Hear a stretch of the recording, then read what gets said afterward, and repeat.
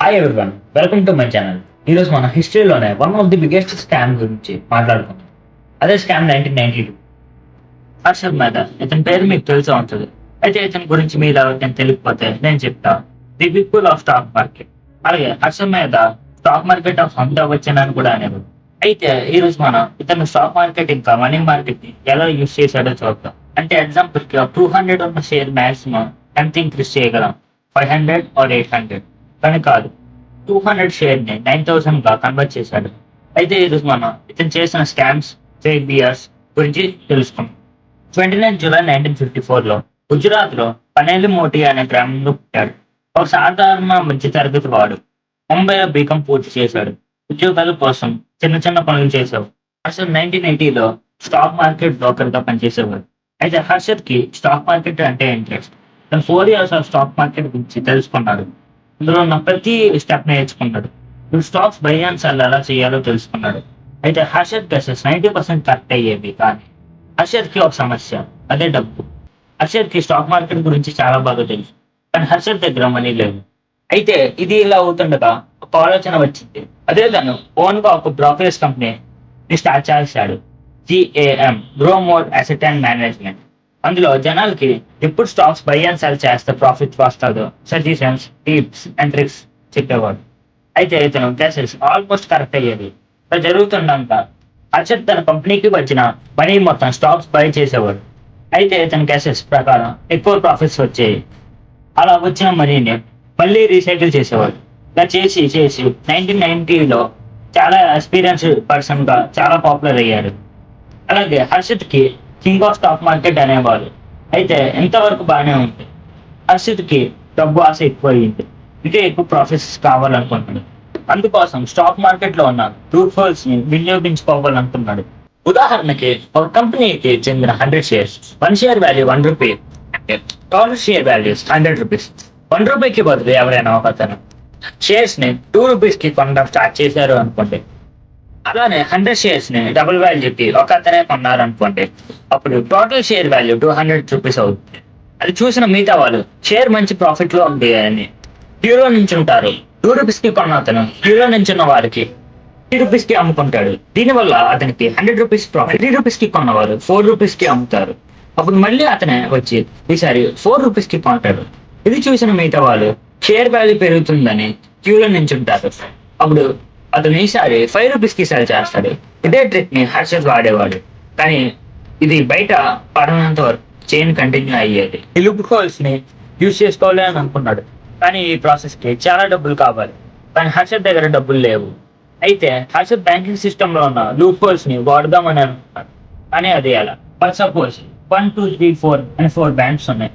Bank మనకి డబ్బులు అవసరం వచ్చింది. అప్పుడు ఆ బ్యాంక్ హర్షద్ దగ్గరికి వెళ్ళి మాకు లోన్ కావాలి, గవర్నమెంట్ బాండ్స్ లో షూరిటీగా పెడతాం. అప్పుడు హర్షద్ నాకు కొంచెం టైం ఇవ్వండి, తిరిగి పెడతా అని చెప్తాడు. అలాగే బ్యాంకు హర్షద్ ని అప్రోచ్ ఏమి అని అంటే లోన్ ఇస్తాము, లోన్ తీసుకునే వాళ్ళు ఉంటే వెతికి పెట్టి అని.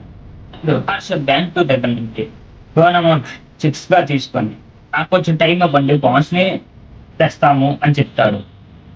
RBI రూల్ ప్రకారం బాండ్స్ ని షూరిటీగా పెట్టుకొని లోన్ అమౌంట్ చెక్స్ ని వేరే బ్యాంక్ పేరు మీద ఇష్యూ చేయాలి తప్ప లోకల్ పేరు మీద ఇష్యూ చేయకూడదు. కానీ హర్షద్ అప్పుడు పాపులర్ అవడం వల్ల బ్యాంకు లోన్ అమౌంట్ ని చెక్ గా అతని పేరు మీద ఇష్యూ చేసి బాండ్స్ ని షూరిటీగా పెట్టడం అంటే డైరెక్ట్ గా బాండ్ పేపర్స్ ని లోన్ ఇచ్చే బ్యాంక్ కి ఇవ్వరు. బాండ్స్ ని షూరిటీగా పెడుతున్నట్టు లోన్ తీసుకున్న బ్యాంక్ కి ఒక రిసిప్ట్ ఇస్తుంది. దాన్ని బ్యాంక్ రిసిప్ట్ PR అని అంటారు. అయితే Harshad Mehta fake beers create చేసి లోన్ తీసుకునేవాడు. వచ్చిన లోన్ అమౌంట్ స్టాక్ మార్కెట్ ని మ్యానిపులేట్ చేయడానికి ఉపయోగించేవాడు. ఒకవేళ మధ్యలో బ్యాంక్ 2 కి లోన్ కట్టమని అడిగితే బ్యాంక్ 3 దగ్గరికి వెళ్ళి ఫేక్ బియర్స్ ని ఇచ్చి మళ్ళీ లోన్ తీసుకొని బ్యాంక్ 2 కి పే చేసేవాడు. బ్యాంక్ 3 డబ్బులు అడిగితే మళ్ళీ బ్యాంక్ 4 కి ఫేక్ బియర్స్ ఇచ్చి లోన్ తీసుకొని బ్యాంక్ 3 కి పే చేసేవాడు. చైన్ సిస్టమ్ కంటిన్యూ అవుతూనే ఉంటుంది. హర్షద్ మనీని ఎలాగే రొటేట్ చేస్తూ ఉండేవాడు. షేర్స్ ని పీక్ వాల్యూకి తీసుకెళ్లిన తర్వాత సెల్ చేయడం స్టార్ట్ చేసేవాడు. అలా వచ్చిన లాభాలతో బ్యాంక్ డబ్బులు కట్టి షూరిటీగా పెట్టిన ఫేక్ బియర్స్ ని విడిపించుకునేవాడు. SEC అనే కంపెనీ షేర్ వాల్యూని తన ట్రిక్స్ తో 200 నుండి 9,000 రూపీస్ కి తీసుకువెళ్ళాడు. ఇలా చాలా కంపెనీ ఆఫ్ షేర్స్ ని మ్యానిపులేట్ చేసేవాడు. షేర్ వాల్యూ రోజు పెరుగుతుంది కదా అని అందరూ కొనడం స్టార్ట్ చేశారు. షేర్ వాల్యూ పీక్ కి వెళ్ళాక ఇతను అమ్మడం స్టార్ట్ చేసేవాడు. 1991 అండ్ 1992 టిక్ తో చాలా డబ్బులు సంపాదించాడు. సుచిత దలాల్ అనే జర్నలిస్ట్ అతని ట్రిక్స్ ని కనిపెట్టి న్యూస్ పేపర్ లో పబ్లిష్ చేసింది. న్యూస్ వచ్చిన వెంటనే ఇన్వెస్టర్స్ భయంతో స్టాక్స్ ని అమ్మడం స్టార్ట్ చేశారు. ఇన్ని రోజులు లాభంలో ఉన్న స్టాక్ మార్కెట్ ఈ న్యూస్ తో చాలా లాస్ కి వెళ్ళిపోయింది. హర్షద్ ఇన్వెస్ట్ చేసిన స్టాక్స్ ఒకసారిగా పడిపోయాయి. హర్షద్ నమ్ముకున్న వాళ్ళు నష్టాలలోకి వెళ్ళిపోయారు. హర్షద్ అప్పు తీసుకున్న బ్యాంక్స్ కి కట్టడానికి మనీ లేవు. అలాగే బ్యాంక్స్ కి కూడా తెలిసింది వాళ్ళ దగ్గర ఉన్న బ్యాంక్ రిసిప్ట్స్ ఫేక్ అని. హర్షద్ మీద చాలానే కేసెస్ పడ్డాయి. కొన్ని రోజులు జైల్లో కూడా ఉన్నాడు.